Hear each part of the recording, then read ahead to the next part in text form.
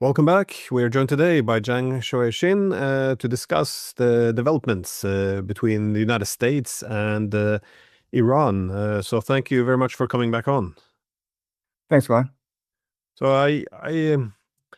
well, the first thing I think about is in regards to this war is that the Iranian targets all seem to be very well calculated in terms of economics, and I think this is interesting because usually in all American wars, there's some economic interests to go to war, but now we see them, well, not just shutting down the Strait of Hormuz, but you see them when they essentially force the Americans to spend their expensive interceptor missiles. All of this seems to have an economic underpinning, but the really big thing appears to be the possible attack now on the petrodollar. I was wondering, how do you see the vulnerability of the petrodollar in this war? Right. So I would argue that right now, this war in Iran, it's primarily about maintaining the petrodollar because these past 10 years, the world has become increasingly concerned about the viability of the petrodollar. Right now, the United States is $39 trillion in debt. The United States, right after the Russians invaded Ukraine, froze over $200 billion in Russian assets, which makes the world question the legitimacy as well as the credibility of the US financial system. Because if the Americans can weaponize the US dollar against the Russians, they can weaponize the US dollar against everyone. So after that, you saw this massive exodus from US treasuries. And right now, China is establishing the gold corridor. So BRICS is trying to create alternatives to the petrodollar. But for the Americans, the petrodollar is the very basis of their empire. And quite honestly, it's the objective of their empire.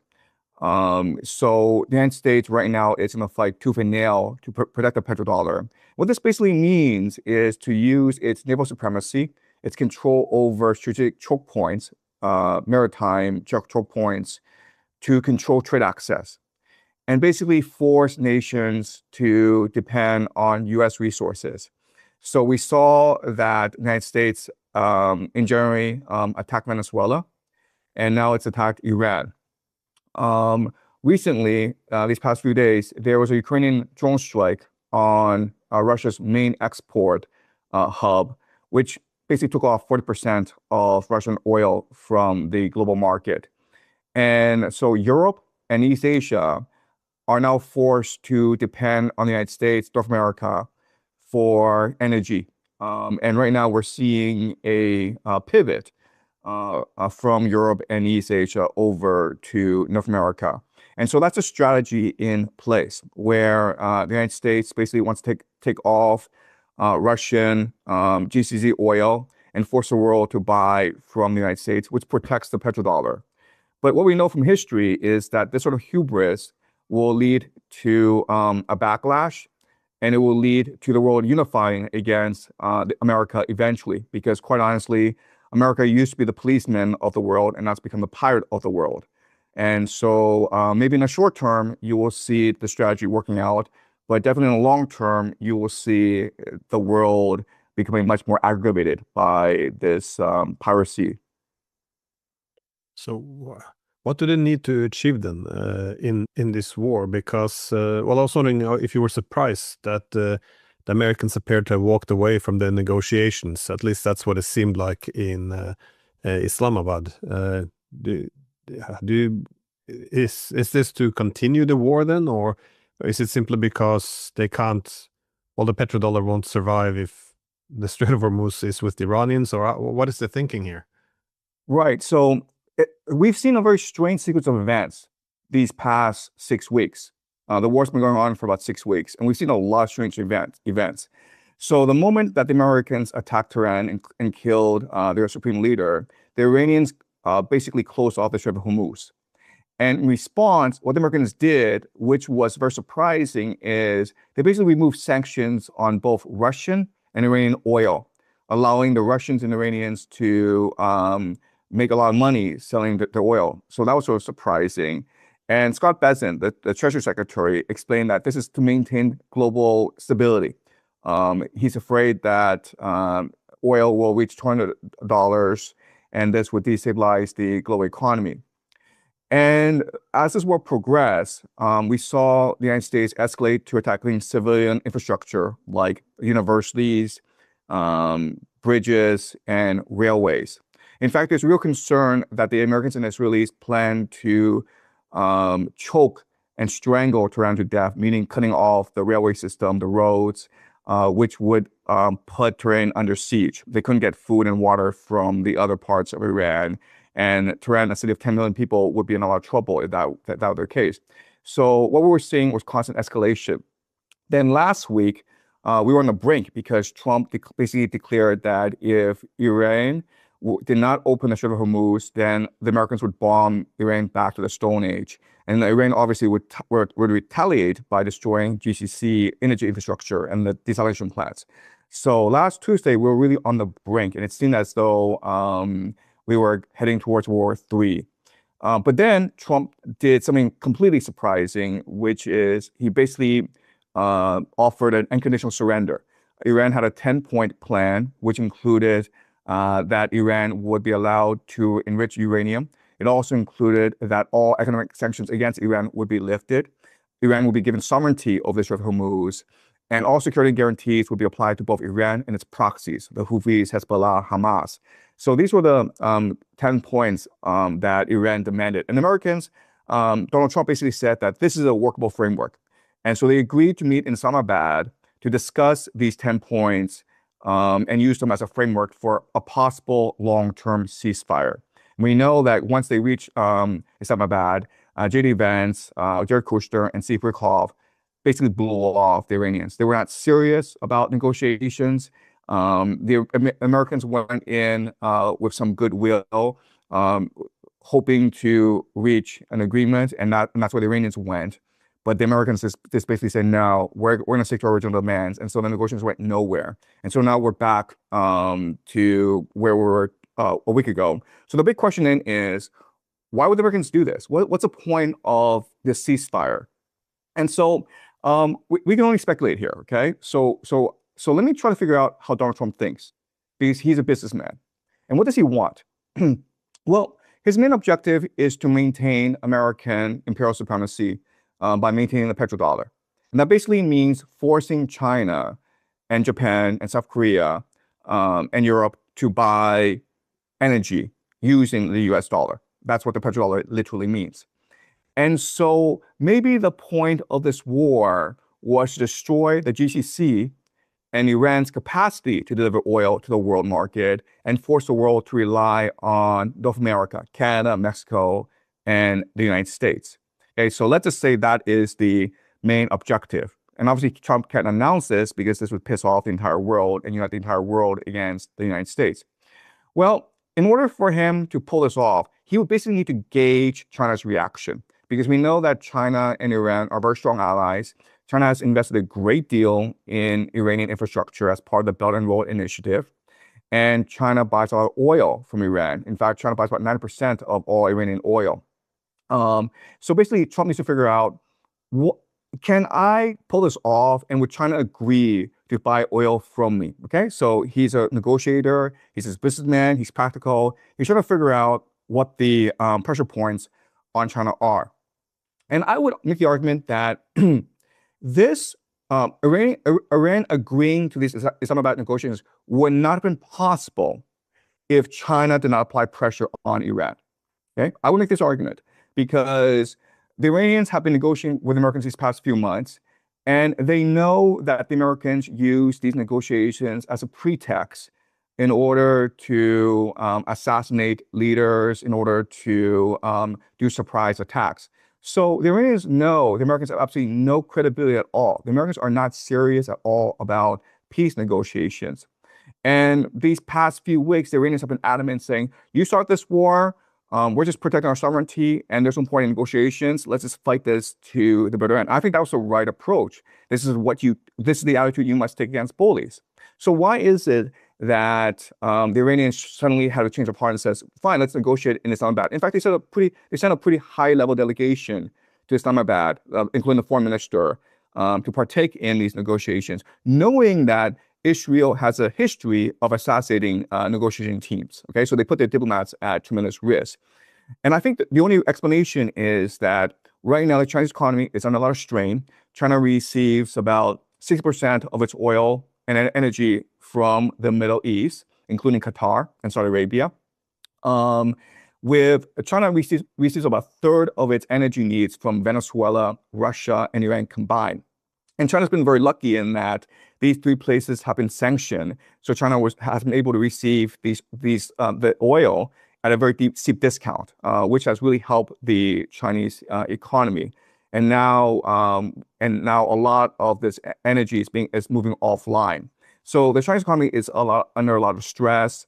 So Trump's trying to figure out, when I go to China in mid-May, can I propose to Beijing, hey man, let's have a grand alliance where you start to buy energy from North America? And he's trying to figure that out. And given that Iran agreed to negotiations, I think that he's figured out that the answer is yes. China must agree because of the state of their economy. And this is why we saw right after the negotiations were canceled, Trump announced a naval blockade against Iran, because he knows that right now China's a lot of strain and he can bring China into an agreement and thus protect the petrodollar. So that's my explanation for what's going on. I could be wrong. It's all speculation, but I think this is what makes the most sense so far. The naval blockade. This is a strange conception, because it's unclear how it's going to be upheld, because they're not naturally in the strait either. They will be far away. So it's essentially the blockade is, would it entail attacking Chinese ships entering? I mean, it seems absurd. What if they would, the Iranians open up for Indian ships? Are they going to start attacking Indian ships? It doesn't really make that much sense. How do you see this? What is how would this blockade actually function? Or is it just meant to choke off the Iranian ships? Right. So from a practical perspective, it's actually very hard to implement, because if you go close to the Iranian coastline, to the Strait of Hormuz, then you're in range of Iranian ballistic missiles. And so the Americans won't risk that, because we've seen that their aircraft carriers, including the Gerald Ford, Abraham Lincoln, have intentionally stayed far away from Iran's ballistic missile range. So they're afraid of ballistic missiles. And they know that these ballistic missiles can sink their aircraft carriers, which would be a tremendous defeat strategically for the Americans. So I think this is a pretext to choke off the Strait of Malacca, right? So there are two major choke points for East Asia to receive oil from the Middle East. The Strait of Hormuz is what Iran controls. And so in response, America plans to choke off the Strait of Malacca, which is right now basically controlled by Indonesia and Malaysia, both of which are American military allies. And these nations have been heavily infiltrated by the CIA. So I think that's the grand strategy, to basically use the Strait of Malacca to choke off East Asia from GCC energy. Yeah, but if the Americans actually go through with this attempt to blockade, the Iranians would probably respond with their ally in Yemen, that is to close off the Red Sea at Bab al-Mandab. So it seems that this could be, well, it just seems like this plan is weak at many levels. But it kind of begs the question of what do you see being the likely success of the United States achieving its objective, not just with the blockade, but also with preserving the petrodollar, because Iran is quite resilient. And I'm assuming that the Chinese, much like with the war against Russia, that they know that they could be next on the chopping block, or that they at least are the ultimate targets. Right. So what America is mostly interested in is trying to sustain its debt. Right now, America has $39 trillion in debt. That's not a problem as long as nations continue to buy up U.S. treasuries. And we've seen these past few years a movement away from U.S. Treasury and more towards gold. The Chinese especially are moving towards gold. So how do you force East Asia and Europe to continue to buy U.S. treasuries? Well, if you are the only supplier of energy, of oil and gas, LNG, they have absolutely no choice but to sell their gold and buy U.S. treasuries. in order to sustain their economies, right? So yes, you're absolutely right in that the Iranians have countermeasures. The Iranians could use the Houthis to close off the Red Sea. They could attack the pipeline that connects Saudi Arabia to the Red Sea. There's many, many measures that the Iranians can do, but the influence of the Iranians is contained to the Middle East. Remember, the ultimate objective is to knock off Middle East oil and energy from the market. And that is very easy to do as long as you continue to provoke this war. Now, I think the next step is a ground invasion in order to force Iranians to attack GCC energy and desalination plants, right? So the entire goal is to destroy the Middle East, which will force the world to pivot to North America. So in the short term, this strategy will work out because there's absolutely no alternative for the world to the Middle East energy. But in the long term, this will create a great deal of animosity towards the United States, which will ultimately destroy their empire. Well, Romano Prodi, the former Prime Minister of Italy and also former President of the European Commission, he said something interesting along those lines. He was making the point that well, at some point the Europeans will have to start getting energy again from the Russians if they want to thrive. But he also made a prediction that the energy would open once the Americans would begin to control the energy infrastructure between Russia and Europe. So essentially, the Americans taking over Nord Stream. This is when the energy will start flowing again, which is well, an assumption, I guess, that the Americans want to be in control over the energy architecture. Otherwise, they will not permit it. But beyond this, well, what Trump might be planning, a common argument is often that Trump is not necessarily fully in control. That he's well, if not compromised, at least under great influence from various interests, be it the neocons or the Israelis. How do you see this, the extent of Trump's control? Because, well, given how different his second administration is compared to the first, one often gets the impression that it doesn't always matter who, sits on the throne in the U.S.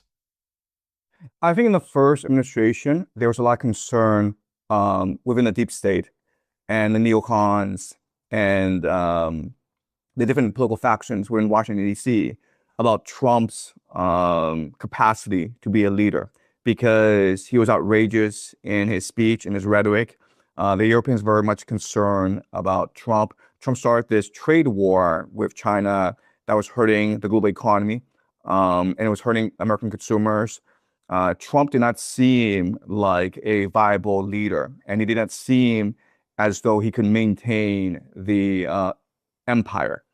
And people felt that if he stayed in office longer, the Europeans would drift away, China would drift away, the entire world would drift away, and American hegemony would die. But then what happened, of course, was that Biden came to power. And Biden was essentially comatose. He did nothing for 4 years. So Putin invaded Ukraine, and Americans didn't really have a forceful response. I mean, they did do a lot of things like blow up the Nord Stream pipeline. They sanctioned Russian energy. They removed Russia from the SWIFT system. They froze $200 billion in Russian assets. They did a lot of things, but none of these things were actually useful. And the empire decided that regardless of what we feel about Trump, he is forceful. He will act. Whereas Biden and the Democrats may not act because essentially they're a bunch of pussies. And so the decision was made to reinstate Trump in 2024. And that's why we are here today. So Trump is an agent of empire. He is doing what the empire requires. Okay. And so what happened before during the Unipolar moment, basically from 1991 up to today, was that America had a lot of goodwill and it was able to achieve the consent of the world, mainly by co-opting the global elite, right? So all these elites in Europe, in Russia, in China, they were mainly concerned about engaging as much corruption as possible so that they can basically transfer their ill-gotten gains into America. And this system worked really well for the elite for a long, long time. But obviously, these nation states were not very happy with the state of affairs. That's why you saw the rise of Putin in Russia and the rise of Xi in China, because there was a lot of concern among the nationalists that America was hollowing out these countries, and they were completely right in the matter. So now you're seeing a direct challenge to American empire. And so the only challenge is you don't have the consent of these nation states, then you must use force to enforce your empire within these nation states. And so before the American military was used in order to guarantee peace in the Pax Americana, it was used to guarantee international trade. They were the policemen of the world in order to maintain the rules-based international order.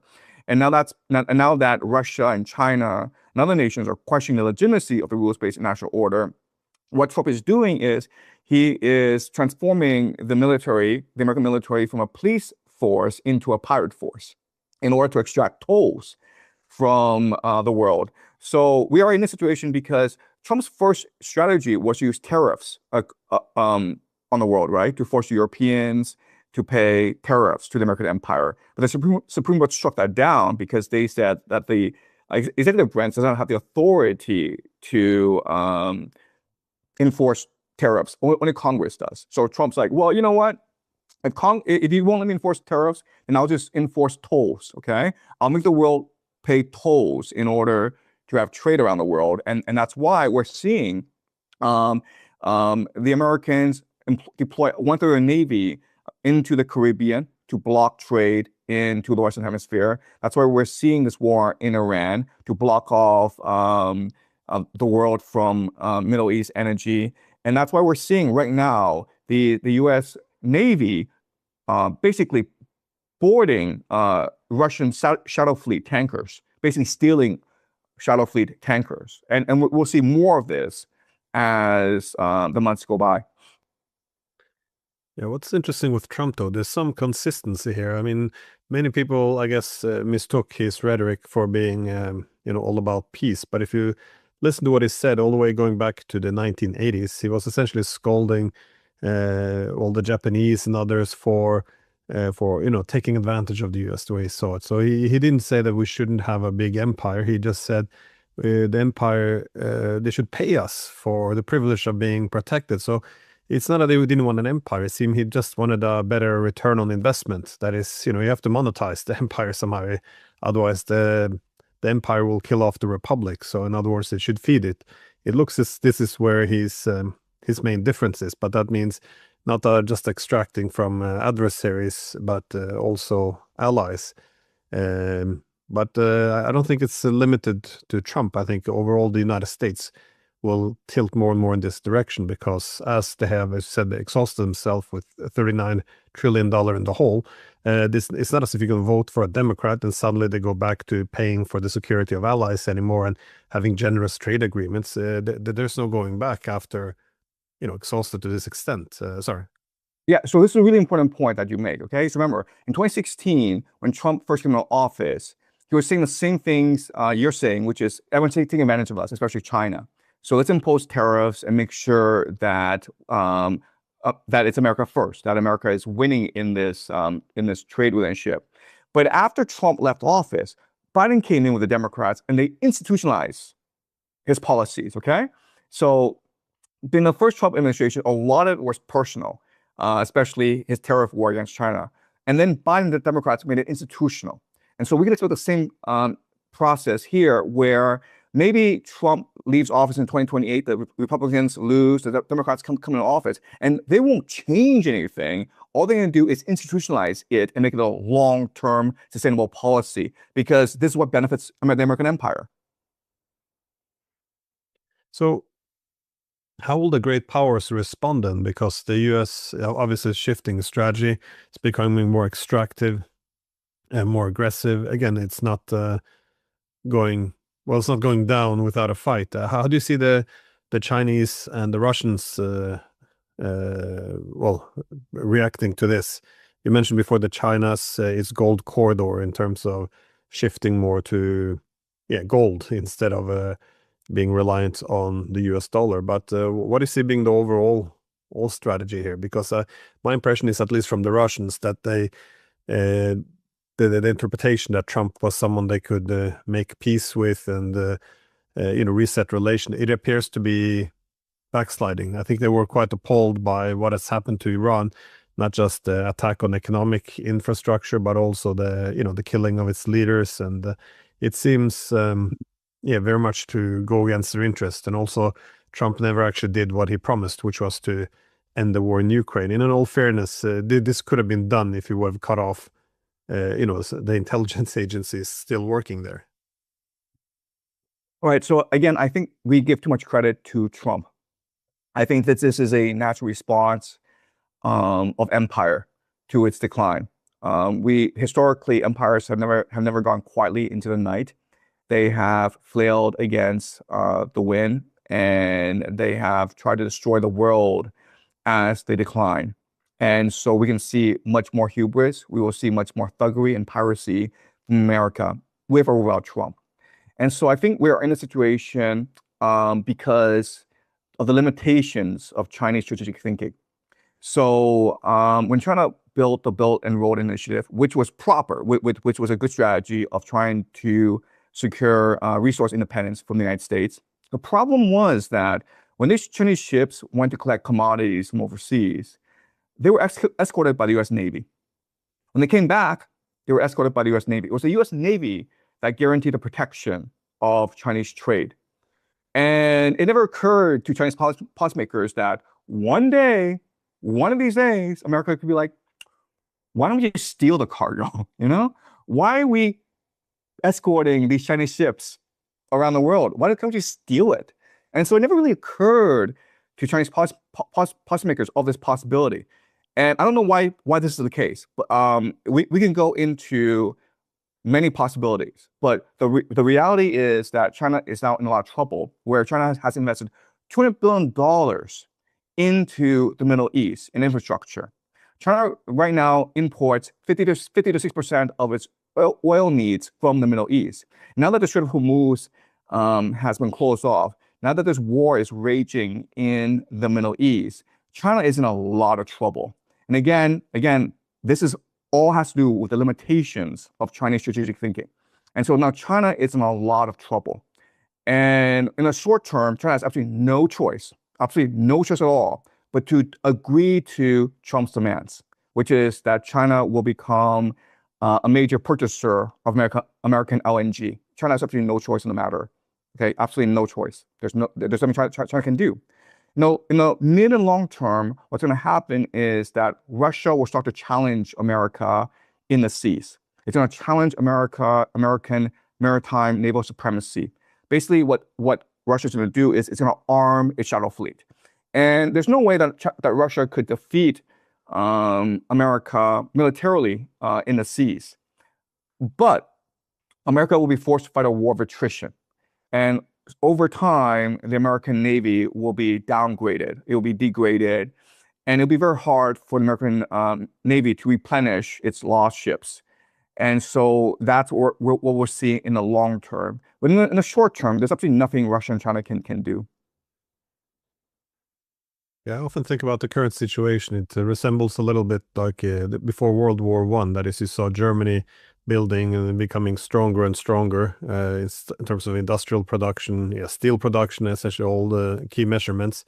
Meanwhile, the British controlled the seas. Their ability to actually compete against the British was in the hands of the British. So all they had to do is begin to cut off or threaten their supply lines, which is why the Germans also had to find other possible corridors, either land or sea.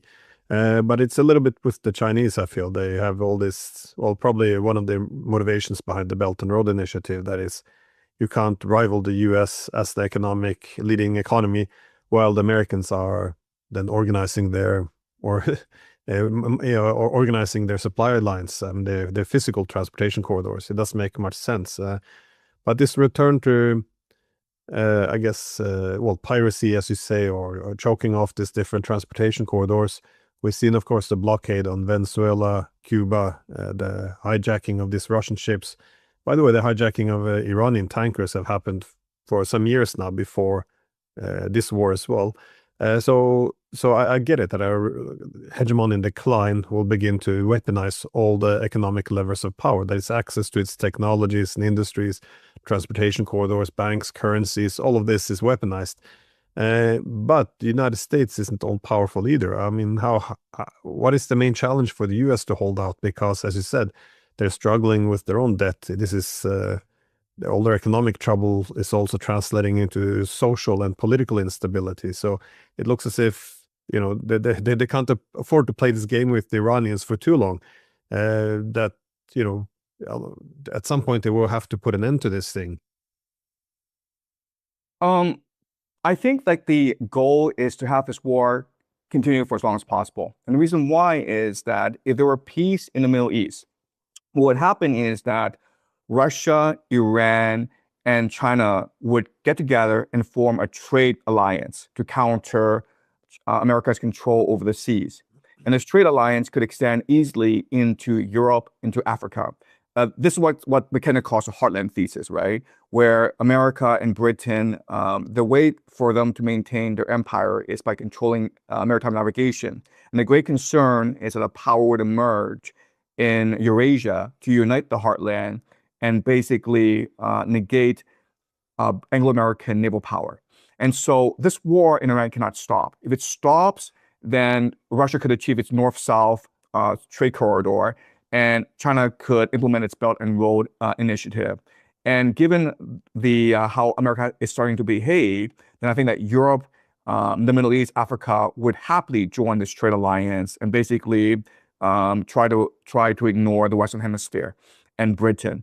And so there's no way that America will cede Iran and leave Iran alone. It's going to send in ground troops to create as much chaos as possible and try to disrupt the Belt and Road Initiative.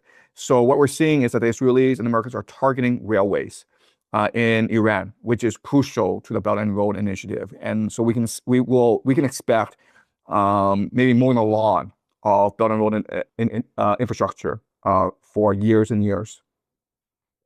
Yeah, I couldn't help but to notice the targeting of the railroads as well as some ports in the Caspian. So this entire That's right. international north-south transportation corridor from which have been building from Russia, Iran to India. This is being undermined, but also, of course, Iran's connectivity with China. So, but I'm just wondering about the feasibility here because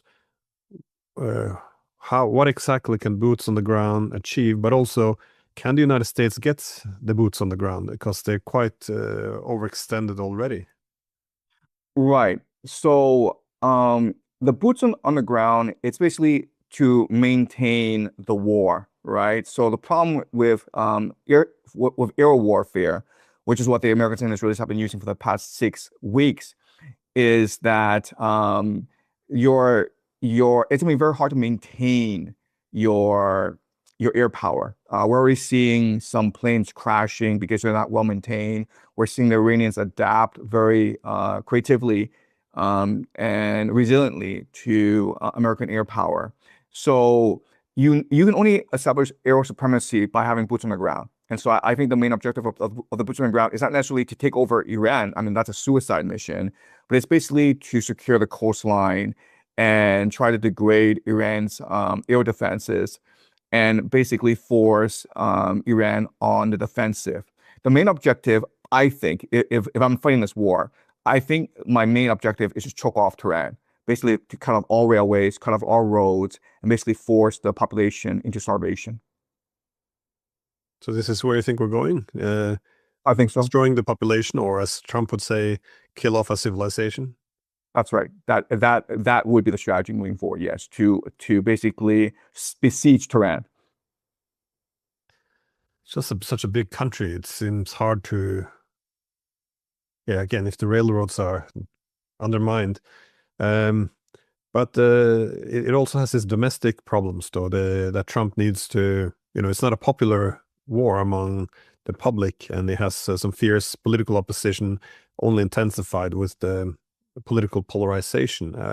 I did want to ask about NATO though, because this is also often perplexing to many Europeans because while in the Gulf states they're now discussing the extent to which being frontline states for the US is actually harmful to the security. They're having some of these talks in East Asia as well.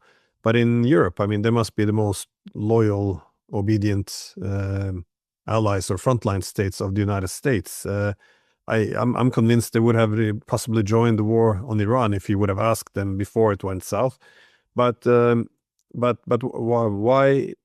it seem to be such an objective for Trump to, I guess, undermine NATO? Because this is the main. I mean, the Europeans don't have much political imagination to have security without the United States. So, it looks like a massive resource to have the Europeans essentially buy whatever America wants to use their currency, buy their energy, buy their expensive weapons. I mean, the Europeans will do anything if they believe America will be there for them. So why make this big show out of we're not going to be there for you anymore? Because if there's one thing that would make the Europeans break off and seek an independent path from the United States, it's essentially the US has to shut the door on them because they're not. Otherwise, they wouldn't shut the door on America. So it's a bit strange how I can understand that NATO's not that the Europeans, they're not really a force amplifier. They're not bringing much to the table. They're a bit of a cost, but still, it's a bit strange how dismissive he is of them, though. So I think that the real war is actually not between the United States and Iran. I mean, the real war is between the globalists and the nationalists, right? So in the United States, it'd be a war between the financial elite, as represented by the city of London and Wall Street, versus MAGA and America First. And so what Trump wants to do is basically transition America from an empire into something called a technate, which is the idea of a greater North America, right? So move away from the world and just focus on consolidating greater North America, taking over Canada, taking over Greenland, taking over Mexico, taking over Cuba, Venezuela, Colombia, Honduras, Nicaragua. Okay, so these countries that Trump has been pissing off for the past few months. Okay, but the grand vision is to transition America into greater North America and become a continental fortress that sells resources to the rest of the world because the rest of the world is at war and is in desperate need of both fertilizer and energy. And so Trump really sees NATO as part of the deep state, as part of the globalist class. And so he's using this war as a pretext to sever relations with NATO. Basically, Trump would be perfectly happy if NATO were to go into Ukraine and be absolutely massacred by the Russians. That would solve a major headache of his. So yes, there is this war going on between the United States and Iran, but we have to forget that we should not forget there's also a shadow war going on between the globalists and the nationalists in America. This is also why Washington, D.C. is supportive of Trump's war, because the globalists want Iran to be humbled. They want Iran to be destroyed so that they can extend the hegemony of the empire. And they think that Trump is a useful idiot, a puppet, in order to achieve this goal. And that's why the Democrats have not stopped him. You know, there was recently, 2 weeks ago, No Kings protests in the United States, millions of people. And like, you were allowed to say no kings, but you were not allowed to say no war, right? You would think like that people would be much more governized by an anti-war settlement than they are by like an anti-tyrant settlement. But during the protests, which were organized by Democratic lobby groups, which were very pro-Zionist, you are not allowed to voice any anti-war settlement. So it just goes to show you that all of Washington, D.C. is fully behind this war. And they think that Trump will be the scapegoat, that even if this war goes badly, Trump will be the one that takes all the blame. The Republicans will be wiped out in the midterms, and then Democrats can steamroll back in office in 2028. And then they can implement a globalist agenda and destroy MAGA once and for all. Yeah, this language, though, the globalists versus the nationalists, it's fascinating that the first time I read about this divide was by Samuel Huntington, none other. Back in 2004, he wrote this article, Dead Souls, where he was making the point that all this globalization had essentially created a political elite detached from the nation. So he was making the prediction that the future divisions in the world would be between the cosmopolitans or globalists versus the nationalists or patriots.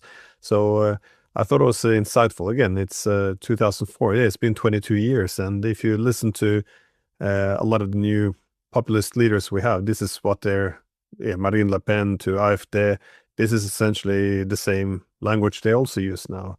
Let me just ask a last question, though. How does Russia fit into this? Because all the pieces kind of make sense. I understand the rivalry between the United States, China, the problem of Iran, but Russia is, it's an energy superpower in many ways. It doesn't have to be an opponent of the United States.